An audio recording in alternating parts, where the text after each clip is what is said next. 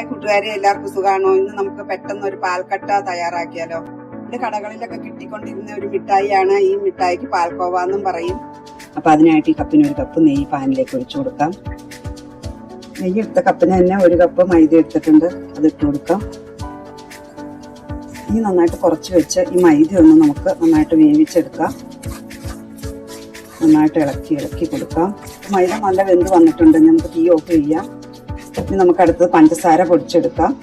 ആ കപ്പിന് തന്നെ ഒരു കപ്പ് പഞ്ചസാര എടുത്തിട്ടുണ്ട്. 4 ഏലക്കായ ഇട്ട് കൊടുക്കാം. ഇത് നമുക്ക് നല്ല ഫൈനായിട്ട് പൊടിച്ചെടുക്കാം. ഇത് നമുക്ക് വേറൊരു പാത്രത്തിലേക്ക് മാറ്റി വെക്കാം, ഒന്ന് ചൂടാറാനായിട്ട്. പഞ്ചസാര പൊടിച്ചത് നമുക്ക് കുറച്ച് ഇട്ട് കൊടുത്തിട്ട് മിക്സ് ചെയ്യാം നന്നായിട്ട്.